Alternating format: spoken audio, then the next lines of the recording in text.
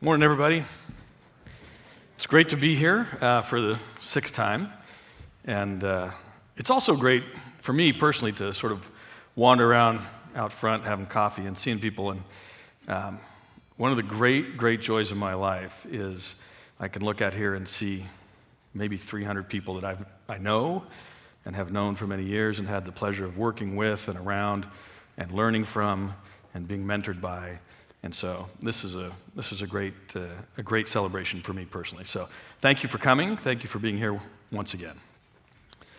As Peter mentioned, this is the time when I usually get to give what I call my dire warning speech about all the terrible things that loom out in our future. And people have gotten used to it. I'm not actually going to give that speech this year. And to be honest, it's not because things aren't grim. I mean, there's plenty of grim out there. A lot of that grim has been with us for a while. So we still have got problems. Leaf rust is still an enormous problem for growers in Mesoamerica, and it's crept into Peru in a significant way. People are really challenged by this plague and by lots of other potential pathogens that will be successful against coffee's narrow genetic base. Those things haven't gone away. And 97% of sane people on Earth are aware that anthropogenic climate change is impacting our world in a significant way. And one of those significant ways is increased weather events and changes in how biospheres interact with each other. Things are changing dramatically. And those things are still there. They're not going away. So, I don't want to talk too much about the awful stuff that's out there. There's other awful, sort of new awful stuff, some of it disguised as positive news for a few people, but it's mostly bad news.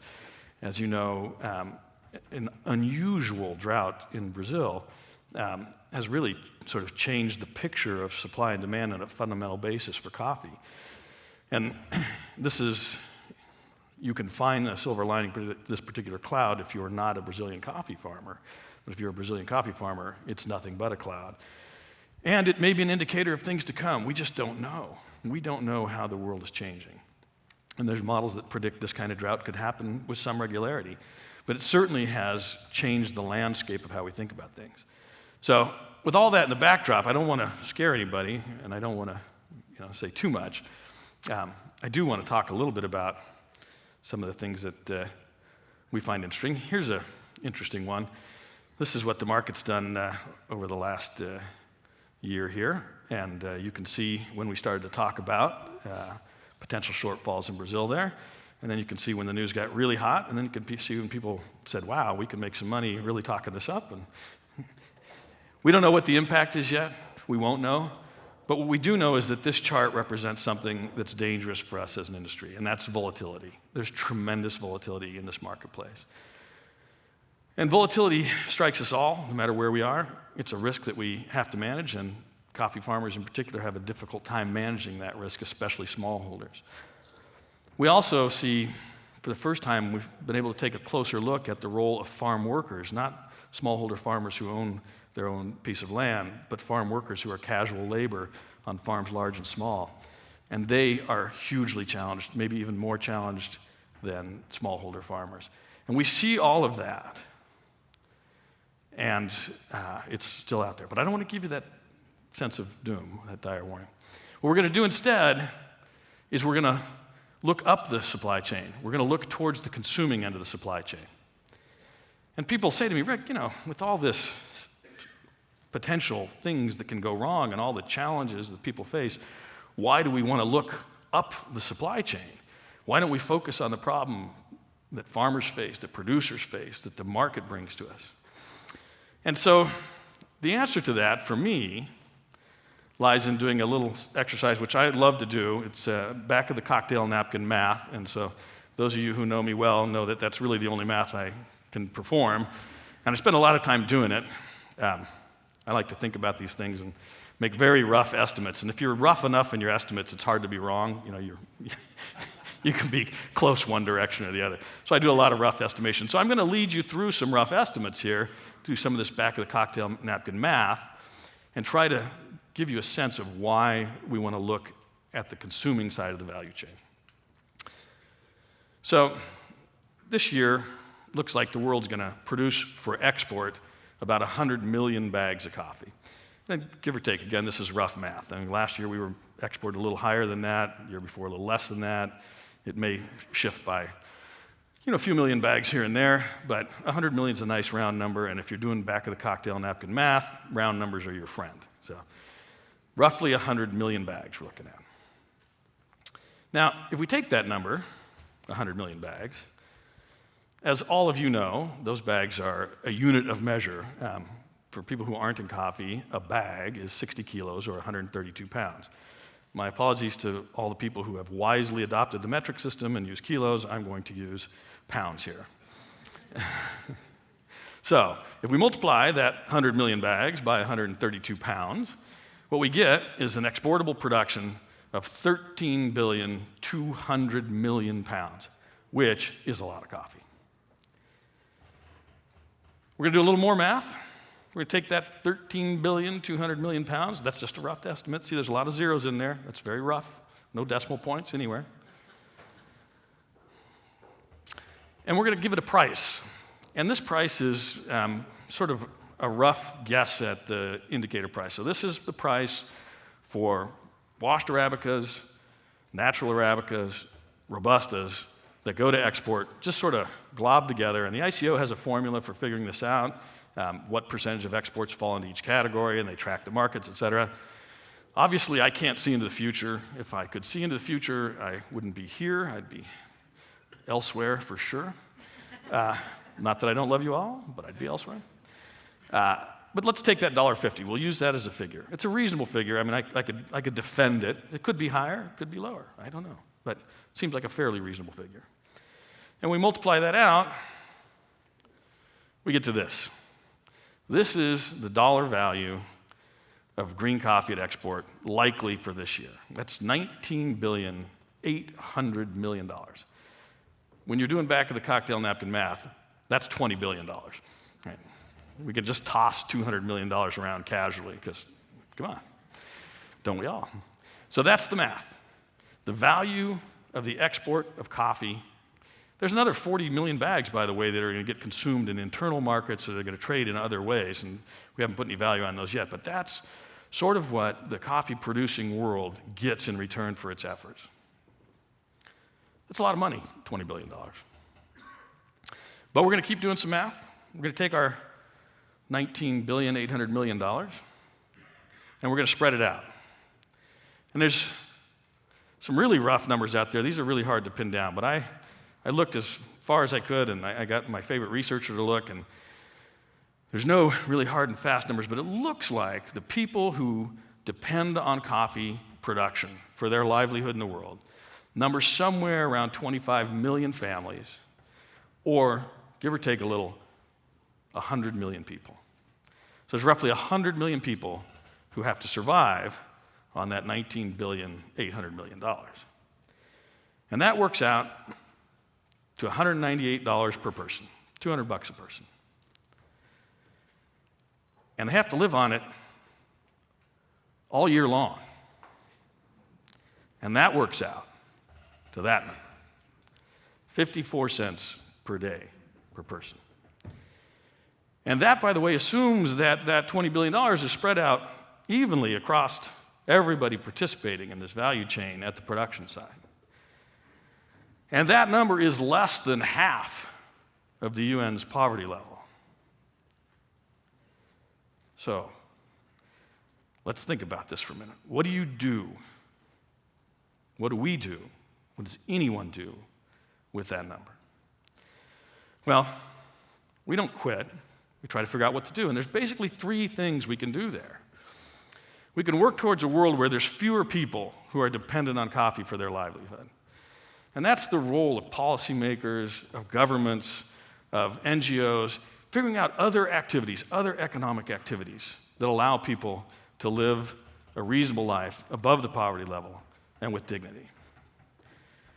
The other thing we can do is we can increase the distribution of the rewards across the system, make sure people get a better share of this, that people who are working hard at this, including farm workers and smallholder farmers and millers and all the folks involved in the chain, make sure that they get a little better distribution of that. And we have trade models today that I think are starting to do some of that work. And we're seeing lots and lots of people engaged in development activities, people with NGOs, people with private sector donors, government donors. Lots of people in this room are working on development projects to help change that distribution, to increase yields, to drive a better economic bargain for the 100 million people that depend on coffee.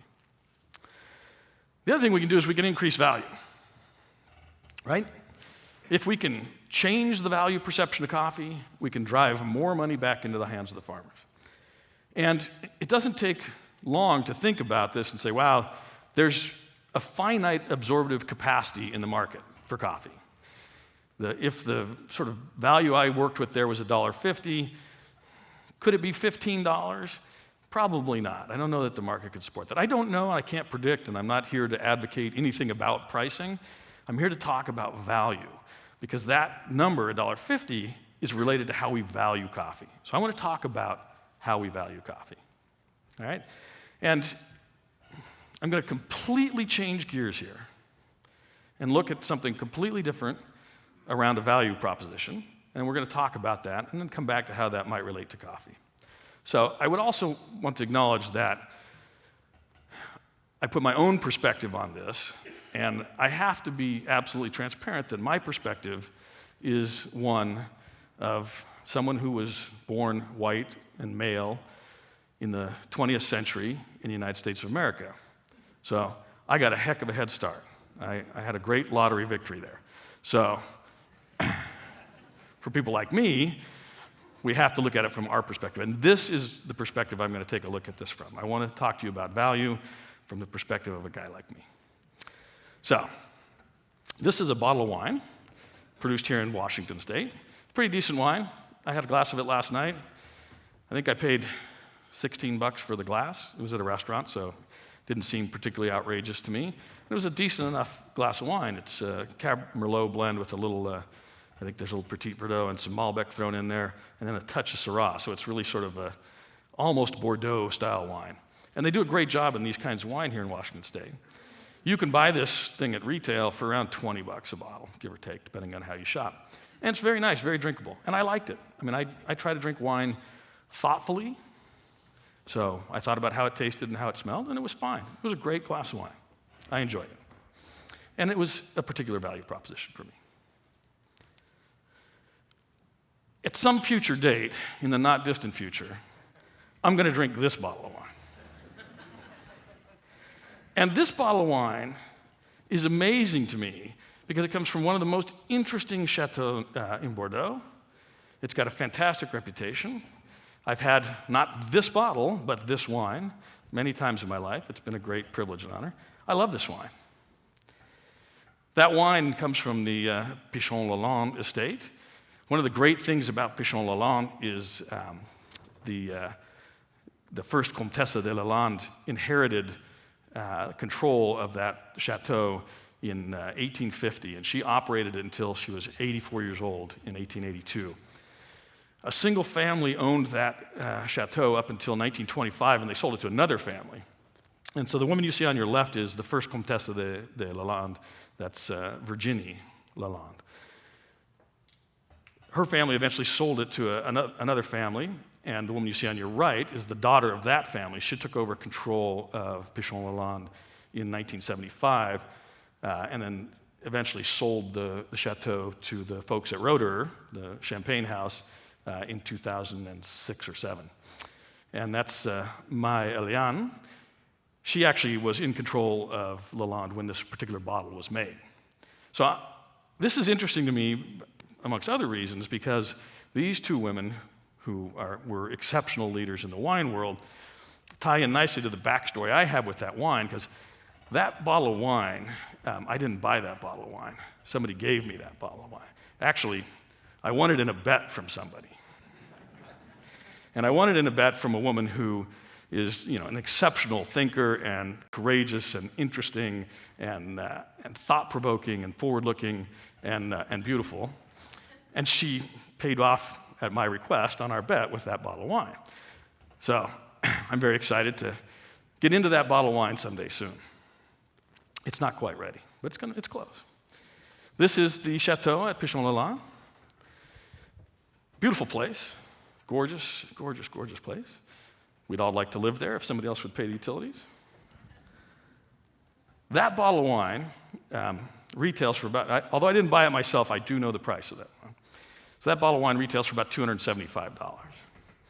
And I also know, which by the way, $275 is roughly 16 or 18 times more than I paid for that glass of wine.